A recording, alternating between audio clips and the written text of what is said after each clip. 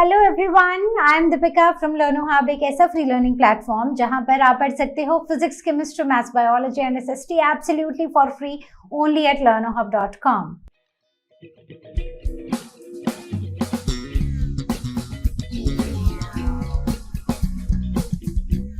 तो आज हम शुरू करने जा रहे हैं आईसीएसई क्लास 8 हिस्ट्री का नेक्स्ट चैप्टर, और चैप्टर का नाम है द एज ऑफ रेवोल्यूशन। तो क्या है ये रेवोल्यूशंस? हम काफी कुछ पढ़ भी चुके हैं, तो और थोड़ा डिटेल में डिस्कस करेंगे, जहां पर आज हम दो मेजर रेवोल्यूशंस के बारे में डिस्कस करने वाले हैं। और हर बार की तरह इस चैप्टर को भी शुरू करेंगे एक स्टोरी के साथ, ताकि जब आप पूरे चैप्टर को पढ़ो तो आपको सारी चीजें स्टोरी के साथ साथ रिकॉल होती रहें। तो without wasting any time, let's get started. तो बच्चों, आज जिस रेवोल्यूशन की हम बात करने वाले हैं वो एक ऐसा रेवोल्यूशन था, एक ऐसा युग था जहां पर दुनिया का नक्शा बदल दिया गया। तो ये वो समय था जिसे एज ऑफ रेवोल्यूशन कहा जाता है या फिर क्रांति का युग कहा जाता है। इस समय पर दो महान रेवोल्यूशंस हुए थे, पहला अमेरिकन रेवोल्यूशन और दूसरा हुआ था फ्रेंच रेवोल्यूशन। तो सबसे पहले हुआ था अमेरिकन रेवोल्यूशन और उसी के बारे में हम बात करेंगे। तो इसको कुछ ऐसा समझते हैं, तो बेसिकली ऐसा था कि ब्रिटिशर्स के अंडर अमेरिकन की 13 कॉलोनीज थी। ठीक है, तो बात कुछ ऐसी है कि मान लो एक बड़ी सी ब्रिटिशर फैमिली है जिसके 13 बच्चे हैं जो अलग अलग अमेरिका की कॉलोनीज हैं, और वहां उनके जो मम्मी पापा हैं वो हैं ब्रिटिश की गवर्नमेंट। ठीक है, इतनी सी बात क्लियर हुई। तो अब हुआ ऐसा था कि जो मम्मी पापा थे, यानी कि ब्रिटिश की गवर्नमेंट थी, वो ये बोलती थी कि तुम पैसा कमाओ। वो अपने बच्चों को या कॉलोनीज को ये बोलती थी कि तुम पैसा कमाओ और वो सारा पैसा हमें दे दो। बस इतनी सी बात थी। अब कुछ समय तक चलता रहा, लेकिन फिर बच्चों ने बोला कि ऐसे कैसे कि हम पैसा कमाएं, सारा पैसा तुम्हें दे दें, और हम मतलब there is no taxation without representation. Tax भी हम सारा भर रहे हैं और हमारी कोई आवाज भी नहीं है पार्लियामेंट में। तो ये सुनकर ना अब मम्मी पापा को भी बहुत गुस्सा आ गया कि ये हमारे बच्चे, मतलब ये जो हमारी कॉलोनीज हैं, ये ब्रिटिश गवर्नमेंट को बोल क्या रही हैं। और यहीं से शुरुआत हुई थी उस रेवोल्यूशन की जिसे अमेरिकन वॉर ऑफ इंडिपेंडेंस बुलाया जाता है, और ये हुआ था फ्रॉम 1775 टू 1783। अब कुछ लोगों ने प्रोटेस्ट किया, और प्रोटेस्ट भी कैसा की, एक बॉस्टन टी पार्टी की। मतलब कि कुछ अमेरिकन्स ब्रिटिशर्स की शिप पर गए बॉस्टन में, और वहां पर उनकी शिप पर जितनी भी चाय थी वो सारी की सारी पानी में फेंक दी। उनको चाय बहुत पसंद थी, और यहाँ पर ब्रिटिशर्स क्या कर रहे थे, अमेरिकन्स पर बिना पूछे हर चीज पर टैक्स लगा रहे थे, और यही एक टैक्स उन्होंने चाय पर भी लगाया था। तो अमेरिकन्स को तो गुस्सा आ गया, वो गए ब्रिटिशर्स की शिप पर बॉस्टन में और उन्होंने सारी चाय को पानी में डाल दिया, और इसे बुलाया गया बॉस्टन टी पार्टी। ठीक है, अब ब्रिटिशर्स को भी गुस्सा आ गया और यहाँ पर युद्ध छिड़ गया, यहाँ पर लड़ाई शुरू हो गई। फाइनली 1776 में उन्होंने डिक्लेरेशन ऑफ इंडिपेंडेंस साइन किया, जहां पर यह लिखा गया कि हर इंसान जन्म से ही आजाद है। मतलब कि सबको जीने का हक है, सबको आजादी का हक है, और सबको अपनी खुशी ढूंढने का हक है। तो बस ऐसे ही हुआ। 1775 से 1783 तक ये जंग चली और इसमें ब्रिटिशर्स की हार हुई, और फाइनली हुई ट्रीटी ऑफ पेरिस साइन, और बन के आया यूनाइटेड स्टेट्स ऑफ अमेरिका, जिसके फर्स्ट प्रेसिडेंट थे जॉर्ज वॉशिंगटन। अमेरिका एक डेमोक्रेटिक कंट्री बना, इन्होंने अपना कॉन्स्टिट्यूशन बनाया जो बहुत सारे कॉन्स्टिट्यूशंस के लिए एक मिसाल बना। इवन जब हम इंडियन कॉन्स्टिट्यूशन के बारे में पढ़ते हैं तब हम उसमें भी देखते हैं कि उन अमेरिकन कॉन्स्टिट्यूशन से ही कुछ फीचर्स लेकर इंडियन कॉन्स्टिट्यूशन में डाले गए हैं। फिर अब चलते हैं फ्रांस की तरफ। तो अमेरिकन को तो अपना इंडिपेंडेंस मिल चुका था, तो फ्रांस में क्या था कि फ्रांस की भी आजादी जो है ना, वो भी मतलब गुलामी में जी रहे थे, वो भी मजबूरी में जी रहे थे, खुशियां नहीं थी। तो वो भी सोचने लगे कि हम इतने दुखी क्यों रहे, मतलब हम क्यों इतने दुखी हैं। तो वहां पर भी ना 3 स्टेट्स थी। सबसे पहले तो वो थे जो मतलब जो प्रीस्ट थे, दूसरे पे आते थे जो रिच लोग थे, तीसरे पे आते थे कॉमन लोग, हम जैसे जो नौकरी पेशे वाले थे, कोई किसान थे, कोई दुकानदार थे तो वो आते थे। तो 95% लोग वहां पर कॉमन लोग थे जो मैक्सिमम टैक्स भरते थे, और बाकी किंग क्वीन जो थे वो अपनी आराम से जिंदगी काटते थे, पार्टी करते थे, अपने पैलेस में शान से रहते थे, महंगी महंगी चीजों की शॉपिंग किया करते थे। अब ये बात जो है वो फ्रांस वालों को भी खटकने लगी। अब फ्रांस की समस्याएं कुछ ऐसी थी कि उनकी इकोनॉमी ऑलमोस्ट एम्प्टी थी, मतलब उनका जो ट्रेजर था, पैसे थे बिल्कुल खाली थे। उन्होंने अमेरिकन की हेल्प की थी ब्रिटिशर्स से छुटकारा पाने में, तो उनके पास पैसे बचे नहीं थे। टैक्स सिस्टम बराबरी का नहीं था, कॉमन लोग ज्यादा टैक्स पे कर रहे थे और लोगों के पॉलिटिकल राइट्स भी नहीं थे। अब उनके ऊपर ना कुछ फिलोसोफर्स आए जैसे कि मॉन्टेस्क्यू, वोल्टेयर, रूसो, और इन्होंने ना नए कुछ टर्म्स इंट्रोड्यूस की। तो बेसिकली इन्होंने नए आइडियाज लाए जो कि थे लिबर्टी, फ्रेटर्निटी एंड इक्वालिटी। अब क्या था, अब लोग जागने लगे। तो फाइनली 1789 में रेवोल्यूशन हुआ, और इस रेवोल्यूशन में जो तीसरी एस्टेट थी, जो कॉमन लोग थे, वो एक साथ आए और उन्होंने ना टेनिस कोर्ट ओथ लिया। मतलब उन्होंने ये बोला कि हम यहाँ से तब तक नहीं हटेंगे जब तक हमारा नया कॉन्स्टिट्यूशन नहीं बनता। अब यहाँ पर इसकी वजह से स्टॉर्मिंग हुई इन बेस्टेट में। अब क्या था, अब उन लोगों ने एक प्रिजन पर कब्जा कर लिया और वहीं से ऑफिशियली ये रेवोल्यूशन स्टार्ट हुआ ऑन 14 जुलाई 1789 में। तो अब क्या था, किंग और क्वीन डर गए और उन्होंने भागने की कोशिश की, लेकिन उनको पकड़ लिया गया। और गिलेटिन नाम की एक मशीन हुआ करती थी फ्रांस में जिससे लोगों के सर काटे जाते थे।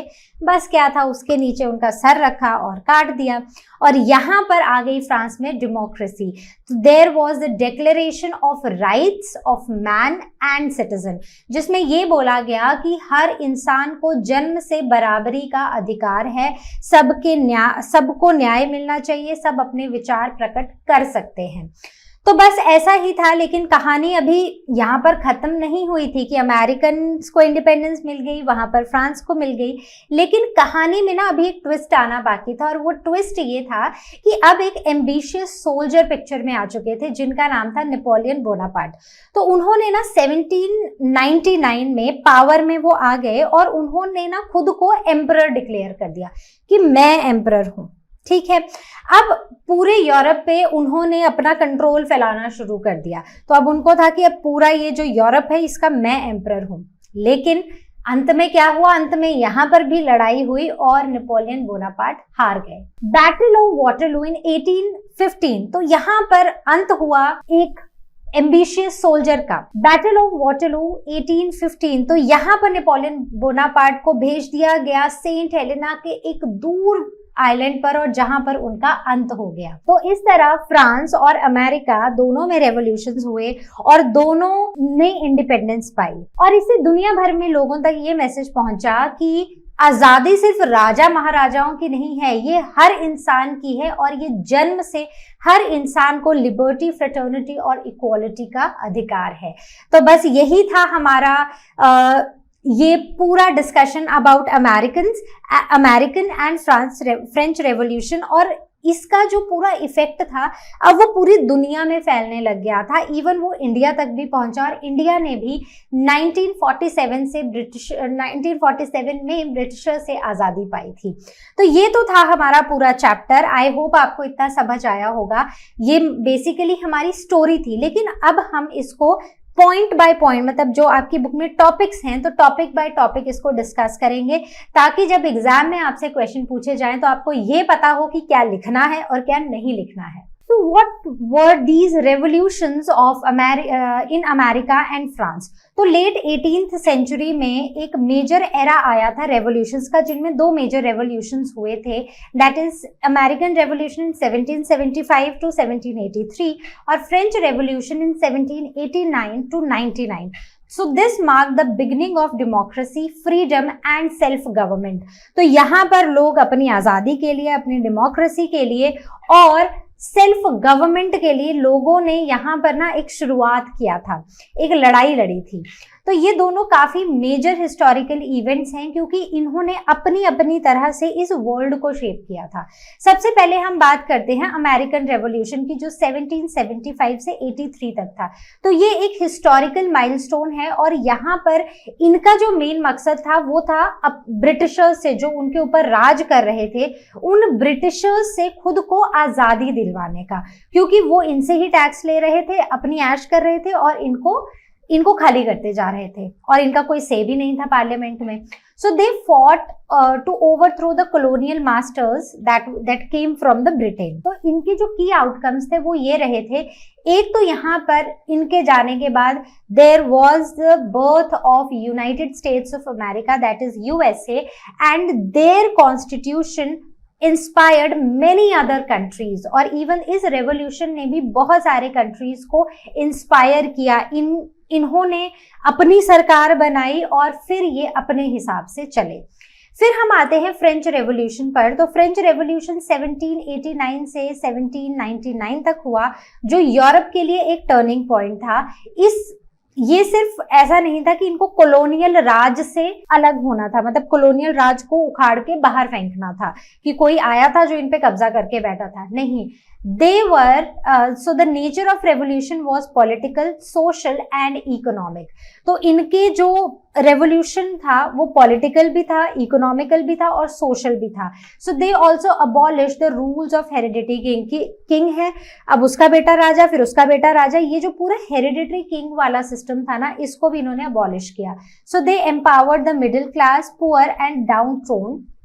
They introduced the democratic ideas and ideals in France. तो इन्होंने ना डेमोक्रेटिक आइडियाज को इंट्रोड्यूस किया और इन्होंने फ्रांस में नए आइडियल्स ये लेके आए। कौन कौन से थे? Freedom, equality and justice. अब आगे बढ़ते हैं। So why are these revolutions important? क्यों इंपॉर्टेंट है? Because they sparked global movement for democracy.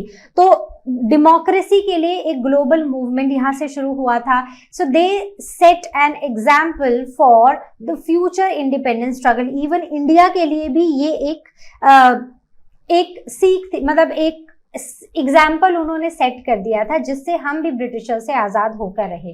So they challenged old systems जैसे मोनार्की, कोलोनिज्म एंड क्लास डिविजन्स की अलग अलग क्लासेस हैं और उसके बेसिस पर लोगों को डिवाइड किया है।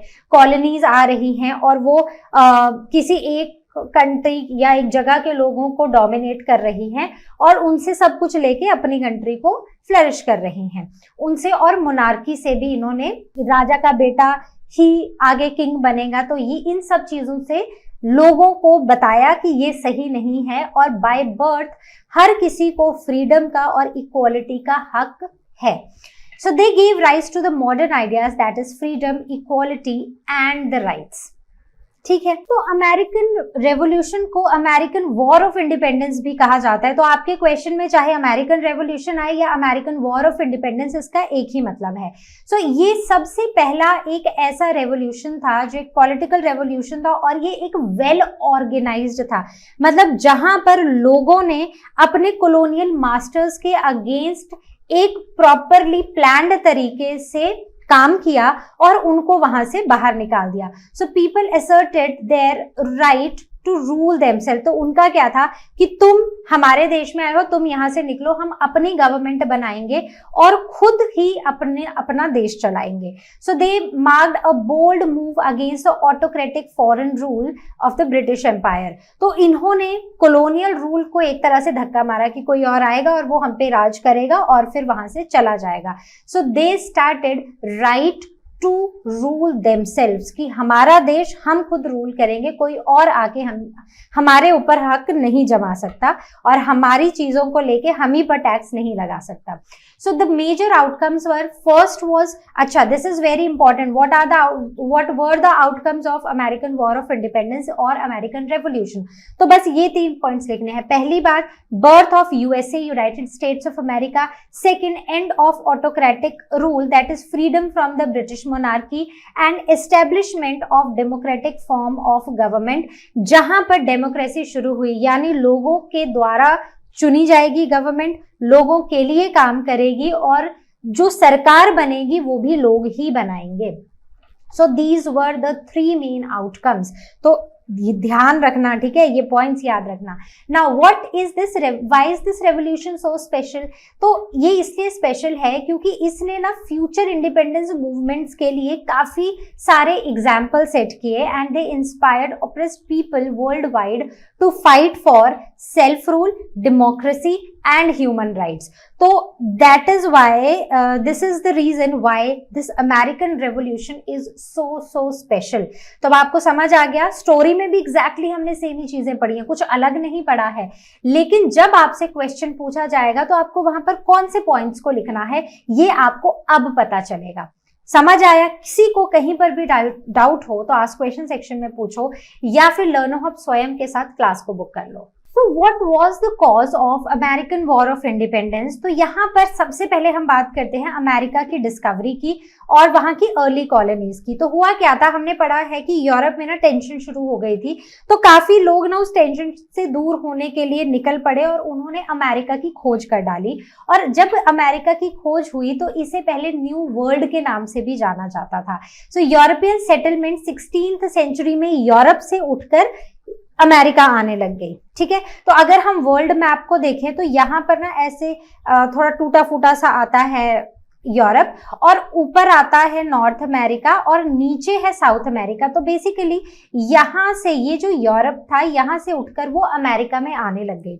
तो अमेरिका में मतलब बाय 18th सेंचुरी, मतलब वो 1700s के टाइम पर 13 ब्रिटिश कॉलोनीज वहां पर एस्टैब्लिश हो चुकी थी। मतलब वो कौन थे? वो ब्रिटिशर्स ही थे जो वहां से उठकर अमेरिका आ गए थे और अमेरिका में अब उन्होंने अपनी कॉलोनीज बनाना शुरू कर दी थी। तो अब समझ आया कि मैंने स्टोरी में क्या बोला था। मैंने बोला था कि ये ब्रिटिश गवर्नमेंट जो है वो मम्मी पापा है और ये कॉलोनीज जो है ये उनके बच्चे हैं। क्यों है इनके बच्चे? क्योंकि उठ के आए तो वहीं से थे ना, यूरोपियंस ही आए थे यहाँ पे, तो इसलिए ब्रिटिशर यहाँ पर 13 ब्रिटिश कॉलोनीज बन चुकी थी। So colonists were largely independent minded British settlers seeking for freedom and better life. तो वहां पर काफी प्रॉब्लम चल रही थी, वही राजा महाराजाओं का, उन्हीं की हुकूमत, उन्हीं के पास पावर। तो इससे तंग होकर जब लोग यहाँ पर आए अमेरिका में तो they came here for freedom and अच्छी लाइफ के लिए वो यहाँ पर आए। लेकिन यहाँ पर भी क्या हुआ ना, यहाँ पर भी ब्रिटिश ने अपना कंट्रोल जमाना शुरू कर दिया। अब क्या हुआ कि ब्रिटिशर्स उठ के आ जाते थे और बोलते थे कि अब तुम हमें टैक्स दो। So there are certain points which you have to remember about the causes of this American war of independence और द अमेरिकन रेवोल्यूशन। ठीक है, तो मैं एक एक पॉइंट आपको एक्सप्लेन करती जाऊंगी, ध्यान से सुनते जाना। तो सबसे पहले है ब्रिटिश का इकोनॉमिक कंट्रोल। तो क्या था कि ये आए तो वहां से उठ के थे, ठीक है, ब्रिटिशर्स ये यूरोप वाले रीजन से उठकर आए थे, अब अमेरिका में थे। तो इनका ये मानना था ब्रिटिश गवर्नमेंट का कि ये हमारी कॉलोनीज हैं और ये हमारे बेनिफिट के लिए हैं। लेकिन ये क्या थे जो अमेरिका में आके रहने लगे थे? ये थे कुछ इंडिपेंडेंट माइंडेड पीपल जो फ्रीडम और अपनी आजादी के लिए और अच्छी लाइफ के लिए वहां पर आए थे। लेकिन यहाँ की ना जब ब्रिटिश गवर्नमेंट अब इनको कंट्रोल कर रही थी तो वो क्या करते थे कि जो लोकल गवर्नेंस थी, जो अपना लोकल लेवल पर जो एडमिनिस्ट्रेशन था वो उनको करने देते थे, अपने हिसाब से हैंडल करने देते थे। लेकिन जब बात आती थी इकोनॉमी की तो वो सब उसमें वो उनको बिल्कुल इंटरफेयर नहीं करने देते थे अमेरिकन को, और उनकी सारी चीजें उठा के ना अपनी कंट्री में ले जाकर वहां की डेवलपमेंट कराते थे। So their belief was colonies existed for the benefit of the mother country, और ये मदर कंट्री कौन सी है? England. So colonist resented their restrictions as they wanted more control over their trade and economy. तो अब क्योंकि ये independent minded colonist थे, ये वहां से उठकर ही इसलिए आए थे, तो अब इन लोगों ने ना नाराजगी दिखाई कि हम अपना ट्रेड, अपनी इकोनॉमी, अपना ओवरसीज ट्रेड जो है हम तुमसे बेहतर चला सकते हो और इस पे हमें अपना कंट्रोल चाहिए। तो पहला रीजन तो यही था कि ब्रिटिशर्स जो थे ना वो इकोनॉमिक कंट्रोल बहुत ज्यादा रखते थे। दूसरा पॉइंट है अनजस्ट एंड एक्सप्लॉयटेटिव एडमिनिस्ट्रेशन। किसकी?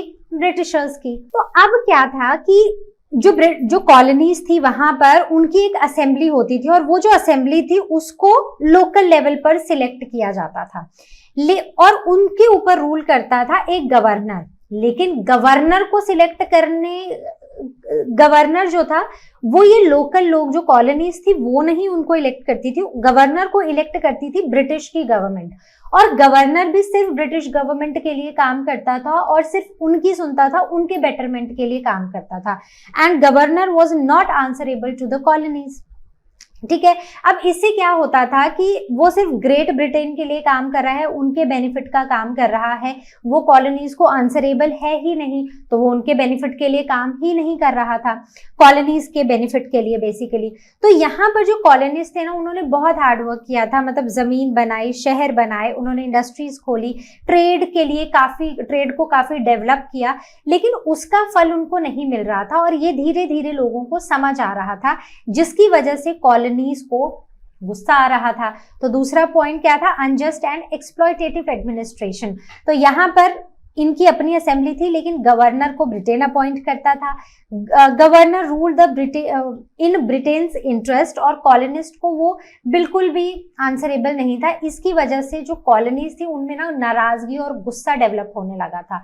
सो American settlers worked hard but they did not enjoyed any fruit of their labour. ठीक है, third point, heavy taxation and trade restrictions. British government ने कॉलोनी से हैवी टैक्सेस वसूल करना शुरू कर दिए थे। अब होता क्या था कि कोई भी छोटी चीज है, बड़ी चीज है, ब्रिटिश गवर्नमेंट कॉलोनीज के ऊपर टैक्स लगाती थी। इवन वो उनको खुद से बिजनेस और कमर्स भी नहीं करने देती थी, और उनका मानना ये था कि जो भी बिजनेस होगा, क्या बेचा जाएगा, कहाँ बेचा जाएगा, कैसे बेचा जाएगा, किसको बेचा जाएगा, ये सब ब्रिटिशर्स के रूल्स के मुताबिक ही होना चाहिए। अब जिससे क्या था कि कॉलोनिस्ट काफी इंडिपेंडेंट माइंडेड लोग थे, उनके पास काफी स्किल थे, काफी बिजनेस माइंडेड पीपल भी थे, लेकिन वो ना फिर भी वो चीज नहीं कर पा रहे थे, और इससे उनका जो अपना इकोनॉमिक स्टेटस था वो इतना अच्छा नहीं हो रहा था। तो इसलिए भी उन लोगों को गुस्सा आ रहा था। So British imposed heavy taxes, trade restrictions, this affected business, agriculture and commerce, और this severely impacted the economic growth, जिसकी वजह से लोगों में नाराजगी बढ़ती जा रही थी। Fourth point is social and cultural differences. अब ये जो अमेरिकन कॉलोनिस्ट थे ना, दे वर वेरी सिंपल, काफी लिबरल थे। वहीं पर अगर हम ब्रिटिशर्स की बात करें, वो काफी कंजर्वेटिव देखे गए। तो इनका जो कल्चर, इनकी जो सोसाइटी थी वो काफी कंजर्वेटिव और रिजिड थी, मतलब ये पुराने ख्यालात के थे। लेकिन अमेरिकन जो कॉलोनिस्ट थे वो तो कई सालों से 16th सेंचुरी से यहाँ पर रह रहे थे, और उन्होंने ना खुद की एक दुनिया बना ली थी, अपना ओपन माइंडेड हो चुके थे, काफी सिंपल हो चुके थे, और वो ना इस पुरानी सोच से काफी आगे निकल चुके थे। तो सालों में इन्होंने जो ये अपनी डिस्टिंक्ट आइडेंटिटी बनाई थी, वो कहीं ना कहीं ब्रिटिशर्स जो थे वो आके दबा रहे थे। अब ये बात उनको पसंद नहीं आ रही थी, और वो चाहते थे अपनी एक आइडेंटिटी, एक अमेरिकन आइडेंटिटी, और अपनी आजादी, अपनी मर्जी से अपनी ग्रोथ और डेवलपमेंट चाहते थे, और अपना एक सेपरेट इंडिपेंडेंट नेशन चाहते थे। Fifth point, there was no representation in the British parliament. तो जैसे कि हमने डिस्कस किया था कि जो ब्रिटेन था, ब्रिटेन एक्सपेक्टेड कॉलोनीज की वो उनकी बात माने, और उनको इन रिटर्न कुछ भी नहीं दिया था। इवन उनके पार्लियामेंट में भी कोई उनकी रिप्रेजेंटेशन नहीं थी। तो कॉलोनिस्ट ने डिमांड की representation, no taxation without representation, कि अगर हमारी कोई रिप्रेजेंटेशन ही नहीं है पार्लियामेंट में, तो हम टैक्सेस क्यों दें। So no taxation without representation became the famous slogan. तो यहाँ पर ब्रिटिश पार्लियामेंट जो था, they denied their demands and the anger grew. अब यहाँ पर क्या हुआ, उन्होंने बोला कि अच्छा तुम हमारे बच्चे और तुम हमसे ये बात बोलोगे। तो इस चक्कर में ना यहाँ पर ब्रिटिशर्स को भी गुस्सा आ गया, और अब हो गया वो वॉर शुरू, जिसे बोला जाता है the American war of independence और the American revolution. Sixth is the influence of European philosophers. तो अब ये जो रेवोल्यूशनरीज थे, जो रेवोल्यूशन कर रहे थे अमेरिका में, उन्होंने ना यूरोपियन फिलोसफर्स को भी काफी प्रभावित किया, और जिनमें थे जॉन लॉक, वॉल्टेयर और रूसो। तो इन्होंने भी कुछ अपने आइडियाज दिए, जैसे कि liberty, right to govern with the consent right to govern with the consent of governed. There should be liberty, there should be equality, there should be freedom and there should be natural rights. ये इन revolutionaries का कहना था. उनका कहना ये था कि सरकार होनी चाहिए, सबको बर्थ राइट है, सबको फ्रीडम मिलनी चाहिए, सरकार होनी चाहिए, वो सरकार जो लोगों के हित में काम करे, और अगर सरकार लोगों के बेनिफिट के लिए काम नहीं कर रही है तो वो सरकार भी नहीं रहनी चाहिए. ये इन सबका मानना था. उसके बाद आया the demand for total freedom. तो अभी तक तो अमेरिकन जो कॉलोनिस्ट थे वो सिर्फ अभी तक अपनी रिप्रेजेंटेशन मांग रहे थे ब्रिटिश पार्लियामेंट में, लेकिन अब लोगों को समझ आया कि भाई हम तो इंडिपेंडेंट बनने आए थे, हम थोड़ी ना इनके अंडर रहने आए थे. So now they demanded the total freedom from the British rule and sovereign authority, कि हम खुद के ऊपर रूल करेंगे, हमारे ऊपर आके कोई भी रूल नहीं करेगा, हम एक इंडिपेंडेंट कंट्री बनना चाहते हैं. So British they believe the British rule was unjust, oppressive and exploitative. जो ब्रिटिश का रूल था वो सही नहीं था, वो लोगों को दबाता था, बहुत शोषण करता था लोगों का, और बहुत गलत गलत तरीकों से उनके ऊपर टैक्सेस लगाता था. तो इसलिए ब्रिटिश रूल उनके लिए सही नहीं था. So they the British government had fortified right to govern must be overthrown. तो उन्होंने बोला कि हर एक इंसान का अधिकार है या लोगों का अधिकार है कि उनके ऊपर कौन राज करेगा ये लोग खुद डिसाइड करें, और अगर उनको ऐसा लगता है कि ये सही नहीं है, ये सरकार सही नहीं है, तो लोगों के पास ये भी हक होना चाहिए कि वो सरकार को गिरा सकें, जो आज के डेमोक्रेटिक कंट्रीज में होता है. And the last was the Boston T party. ये ना एक बहुत इंपॉर्टेंट इवेंट रहा है अमेरिकन वॉर ऑफ इंडिपेंडेंस में. तो अभी तक क्या था कि छोटी मोटी लड़ाइयां चल रही थी, आपस में बहस हो रही थी, लेकिन ना लोगों को गुस्सा आ चुका था. अब 1773 में ऑफिशियली ये जो अमेरिकन वॉर ऑफ इंडिपेंडेंस है ये इसी बॉस्टन टी पार्टी से शुरू हुआ था. बड़ी मजेदार टी पार्टी है, जैसे मैंने आपको पहले ही बताया था. तो 1773 में कुछ कॉलोनिस्ट जो थे वो नेटिव अमेरिकन की तरह बने, और उन्होंने ब्रिटिश की शिप पर गए जो बॉस्टन हार्बर पर थी, और वहां पर जाके वो कोई 340 क्रेट्स लेके जा रहे थे टी के इनटू द बॉस्टन हार्बर. तो उन्होंने क्या किया कि इन सारे ये जो सारी चाय थी इसको समुद्र में फेंक दिया. ठीक है, और इसे बुलाया गया Boston T party. And this step was against the taxes जो ब्रिटिश गवर्नमेंट कॉलोनीज के ऊपर बार बार लगाए जा रही थी, बिना उनसे पूछे, बिना उनको बताए. So this act of open defence sparkled the American war of independence, और यहीं से वो युद्ध शुरू हो गया जिसे हम अमेरिकन रेवोल्यूशन या अमेरिकन वॉर ऑफ इंडिपेंडेंस बुलाते हैं. Now begin the war, the beginning of the war. The war begins. The Philadelphia in 1774. तो ये जो रिप्रेजेंटेटिव थे कॉलोनीज के, ये मिले वहां के किंग से, किंग जॉर्ज III से, और उन्होंने वहां पर अपील किया कि ये जो आपका अनजस्ट है, ये जो ऑप्रेसिव एक्ट्स हैं, आप इन सबको वापस ले लो. तो किंग ने इन्हें एक अपील नहीं बल्कि उन्होंने इसे एक एक्ट ऑफ वॉर, मतलब एक रिबेलियन की तरह देखा, और उन्होंने इसको डिक्लेयर कर दिया a war, an act of war.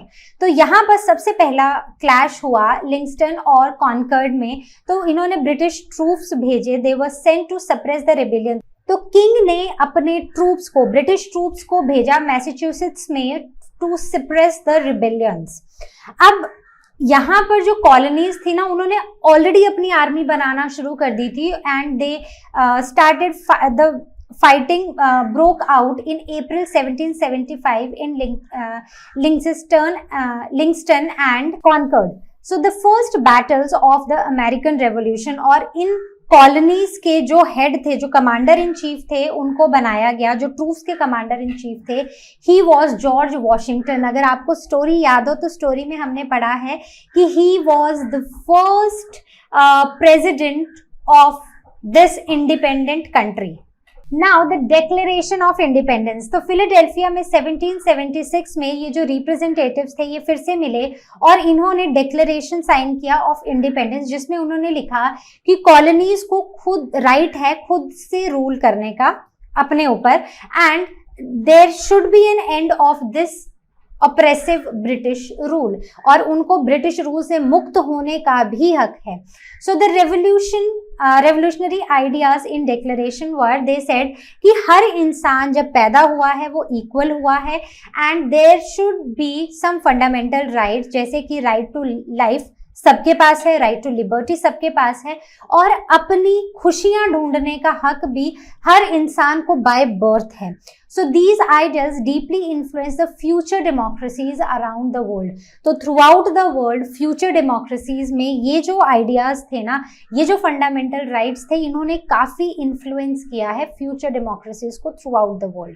Now the end of the war and the defeat of the British. So this war ended in 1781 after the defeat of the British forces, and now there was a Treaty of Paris that was signed in 1783. So this Treaty of Paris was signed, and the terms of the treaty were Britain recognized the independence of these 13 colonies. In 13 colonies को independence मिली थी, British ने recognize की थी, and these colonies united to form the United States of America. तो इन colonies, ये जो colonies थी साथ में मिलकर लड़ी, और साथ में इन कॉलोनीज ने मिलकर अपना एक देश बनाया जिसे यूएसए या यूनाइटेड स्टेट्स ऑफ अमेरिका कहा जाता है. अब the growth of United States of America, so in around 200 years USA transformed into the most powerful countries in the world, the major economic and military super power. तो अगर आज भी हम देखते हैं तो USA is one of the major super powers, ठीक है, सबसे पावरफुल कंट्री माना जाता है, और ये इकोनॉमिकली भी ये बहुत ज़्यादा स्टेबल है, इनकी जो आर्मी है वो भी बहुत स्ट्रॉन्ग है. तो the independence day is on 4th July and it is celebrated as American independence day. तो 4th July is celebrated as their Independence Day, and this marks the adoption of the Declaration of Independence in 1776, a national holiday and a symbol of freedom. So the key results of this war were, जब ये war and हुई तो British rule खत्म हो गया American colony से, और वहां पर इमर्जेंस हुआ यूनाइटेड स्टेट्स ऑफ अमेरिका का, और फिर यहाँ पर बना इनका एक कॉन्स्टिट्यूशन जो कि रिटन कॉन्स्टिट्यूशन था, और इसमें फेडरल गवर्नमेंट, मतलब गवर्नमेंट को डिवाइड किया गया था, एक सेंटर की गवर्नमेंट, स्टेट की गवर्नमेंट, और फिर आगे छोटे छोटे जैसे विलेजेस की गवर्नमेंट, अगर हम इंडिया में जैसे बात करें. So there was a democratic system, ऐसा सिस्टम जहां पर लोगों के पास हक था अपना रूलर चुनने का या अपना प्रेसिडेंट चुनने का, अपना लीडर चुनने का. Republican form of a government जहां पर लोगों का हेड पब्लिक के द्वारा चुना जाता है, ना कि किसी मोनार्की सिस्टम से. So the results of American War of Independence were, there were the new government that guaranteed the speech, freedom of speech, freedom of press, freedom of religion and justice under the law. तो ये चीजें थी जो American war of independence या फिर American revolution से लोगों को मिली थी, कुछ फंडामेंटल राइट्स गारंटी हुए थे. So law is supreme and president governed according to the constitution.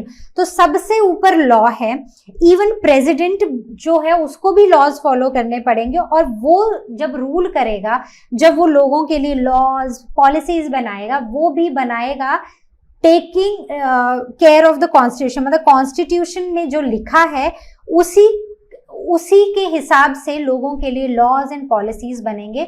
वो अपनी मर्जी से लोगों के साथ अनजस्ट नहीं कर सकता है, या वो खुद को रूलर नहीं बना सकता है.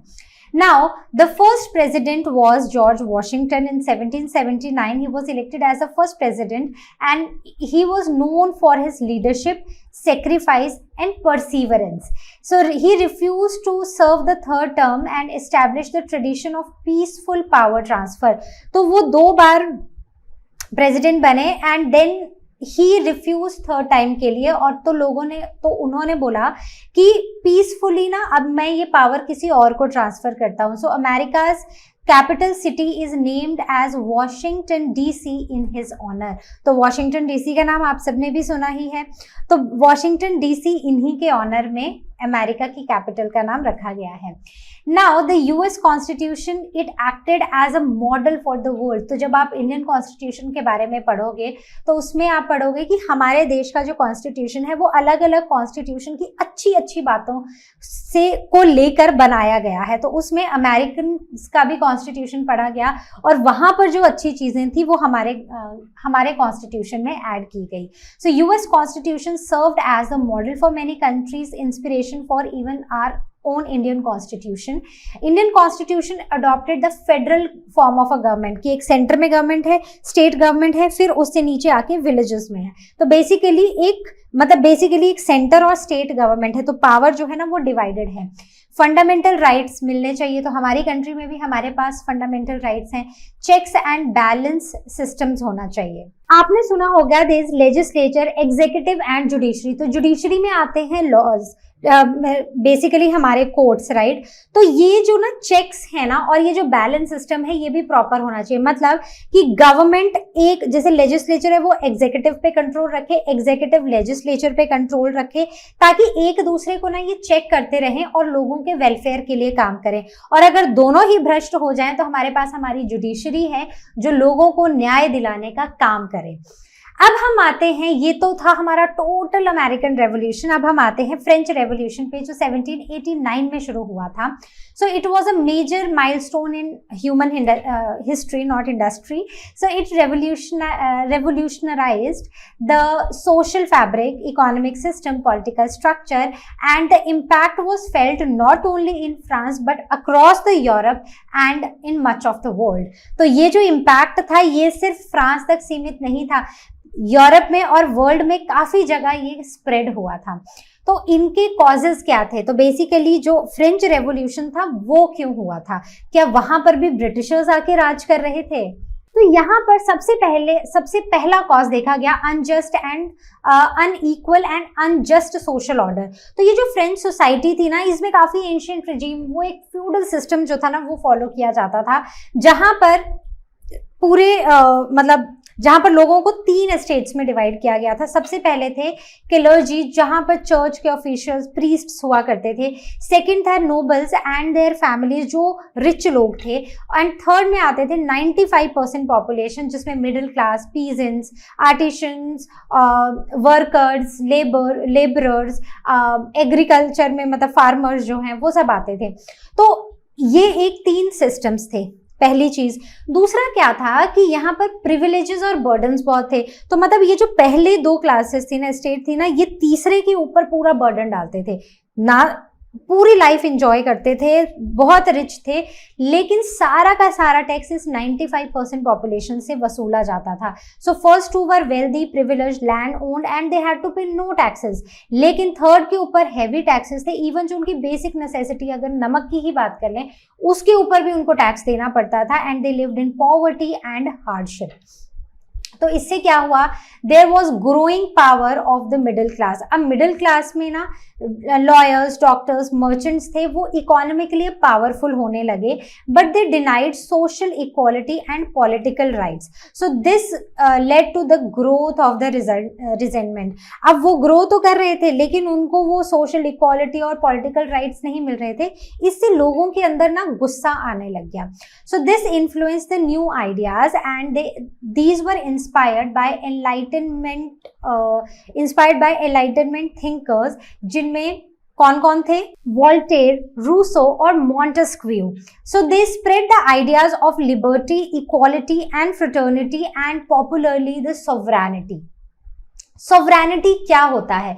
मतलब एक ऐसा देश जो अपने लॉज, अपने कानून, अपनी गवर्नमेंट खुद बनाता हो, उसे हम एक सॉवरेन कंट्री बोलते हैं, जैसे कि हमारी country. Now the autocratic monarchy. अब यहाँ पर क्या था कि यहाँ पर किंग्स थे, क्वींस थी और वो रूल कर रहे थे, एब्सोल्युटली मोनार्की थी यहाँ पर। सो इनकी पावर अनचेक्ड थी। So will was the law, मतलब जो ये चाहते थे बस वही कानून बन जाता था। So the divine right of the kings, the king was responsible only to God. तो मतलब ये कहीं पर लोगों के वेलफेयर के लिए भी काम नहीं कर रहे थे, ये अपनी ऐश करते थे। So the ordinary people had no say in the governance. तो जो कॉमन लोग थे जिनके ऊपर ये राज कर रहे थे, वो बेसिकली उनका गवर्नेंस में उनका कोई से था ही नहीं, वो कुछ भी नहीं बोल सकते थे। So then came the corrupt administration. तो जो भी एडमिनिस्ट्रेशन थी वो करप्ट थी, सेल्फिश थी, और उन्होंने लोगों के वेलफेयर को टोटली इग्नोर कर रखा था। तो इससे Louis 16 he was pleasure loving and wasteful, और वहीं पर उनकी जो क्वीन थी Mary, she was famous for luxury and extravagance.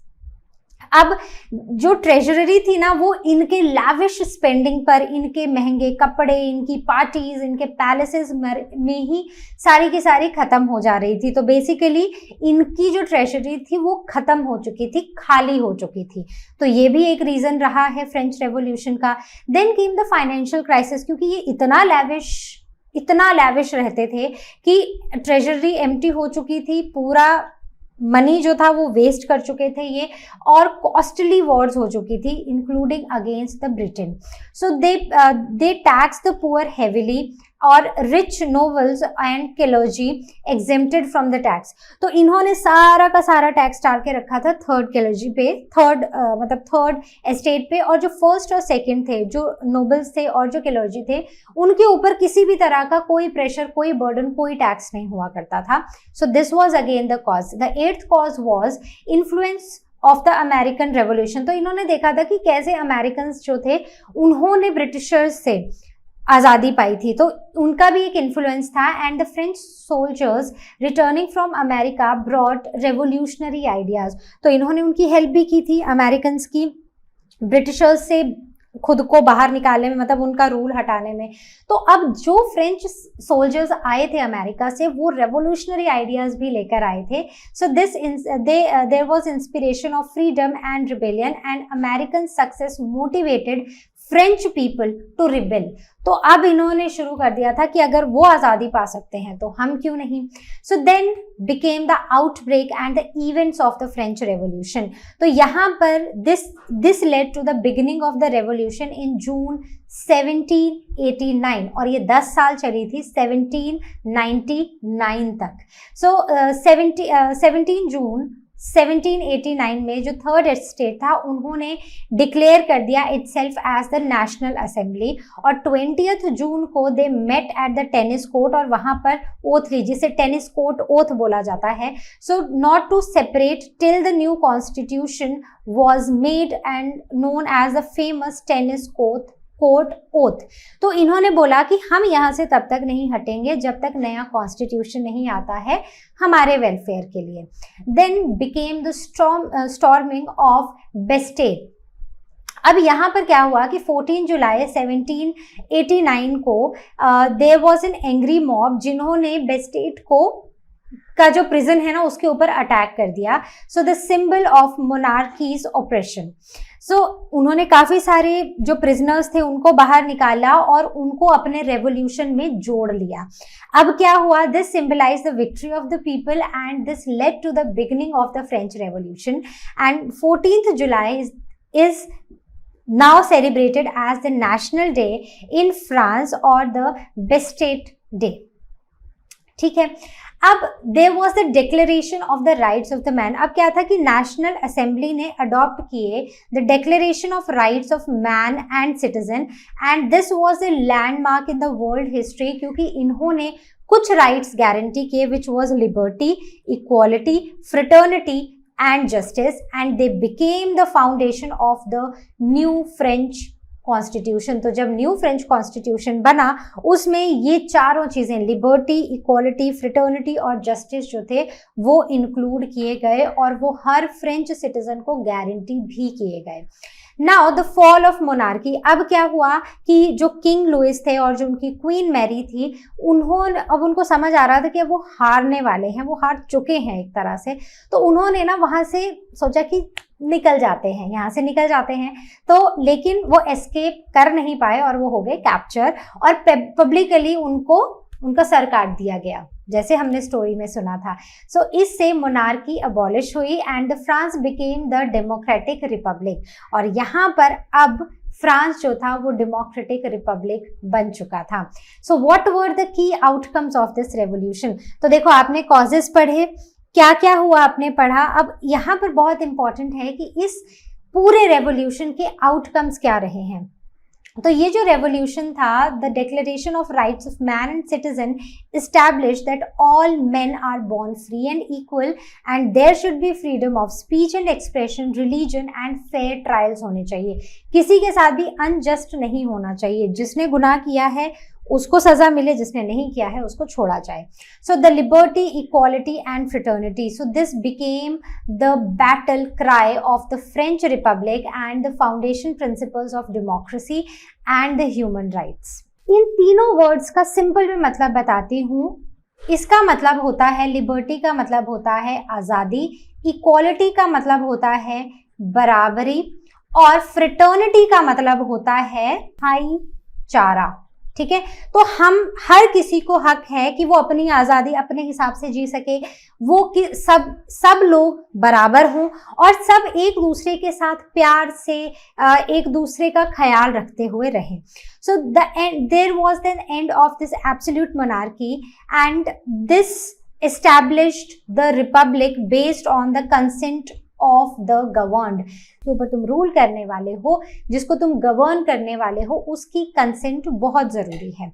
Then there was some social and religious changes, जैसे फ्यूडलिज्म और सर्फडम जो थे वो अबॉलिश किए गए। फ्यूडलिज्म मतलब जमींदारी, कि राजा के पास जगह है, वो कुछ और लोगों को नीचे देगा, वो लोग जो हैं वो नीचे फिर जो लेबरर्स हैं उनसे काम कराएंगे और हर कोई ऊपर वाले को टैक्स देगा और सर्विस देगा।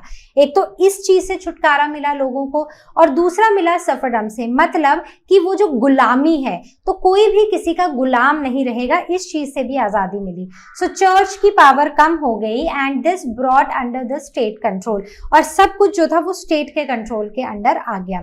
So happiness for all is the ultimate goal. तो जो गवर्नमेंट है उसका एम ये है कि सबको खुश रखना है, नए रिफॉर्म्स लाने हैं और इम्प्रूव्ड लिविंग कंडीशंस लेके आनी है लोगों के लिए। तो ऐसी गवर्नमेंट बनाई गई जो सबकी खुशी के बारे में सोचे।